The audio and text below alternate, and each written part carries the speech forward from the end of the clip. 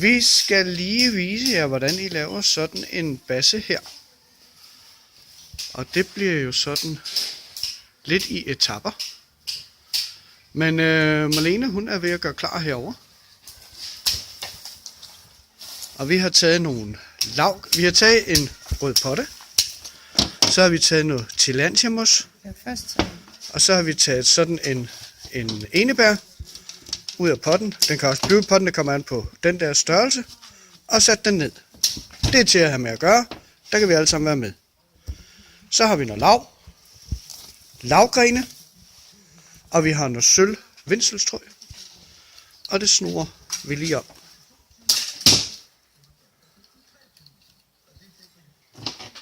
Ha, der kan jeg være med, tror jeg.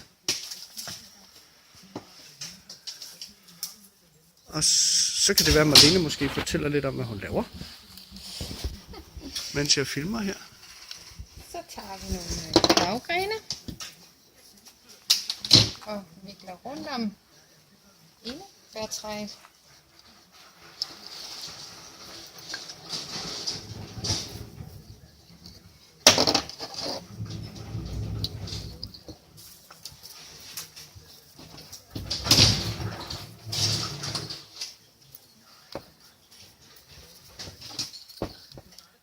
Og vi skal have nogle grene med helt op, så det sådan bliver lidt højere.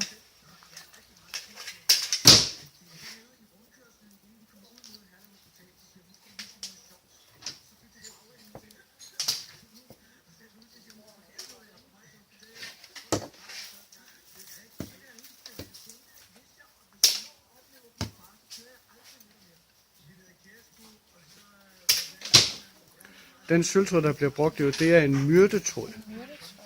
Den er lige noget tyndere end den, man kender som vindselstråd.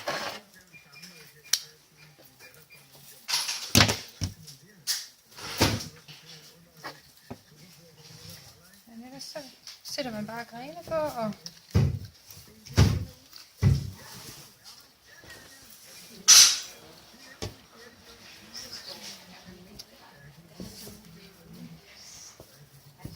og så har jeg faktisk taget nogle af de her røde kornelgrene. Kornelgrene? Ja. Røde. Dem har jeg lige stukket sådan lidt ind. For at få.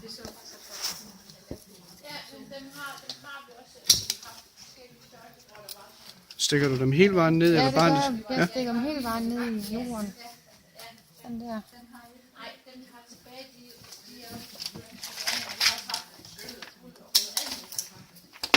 Lige sådan rundt 5 steder.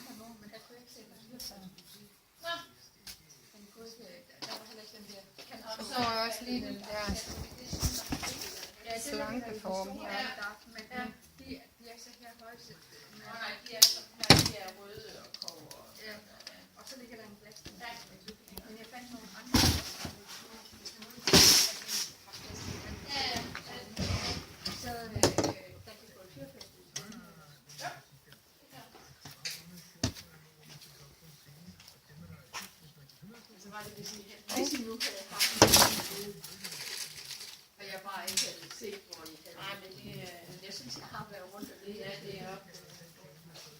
Så kan man også gøre det, når man nu synes, man har fået viklet nok på, eller noget på.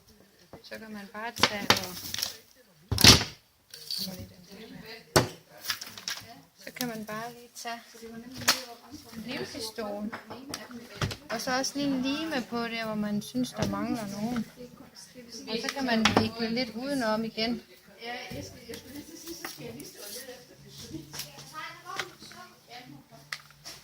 Og sådan, så man får den med helt heroppe.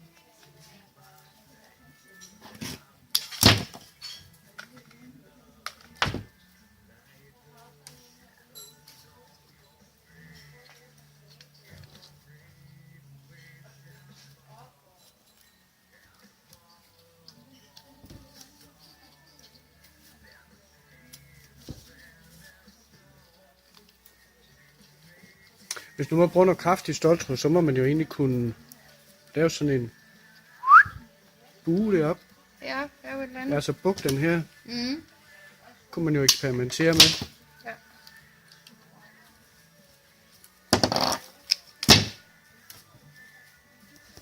Og det gør jo ikke noget, det får sådan lidt Svej. Så har jeg bare lige nogle små glaskugler ind.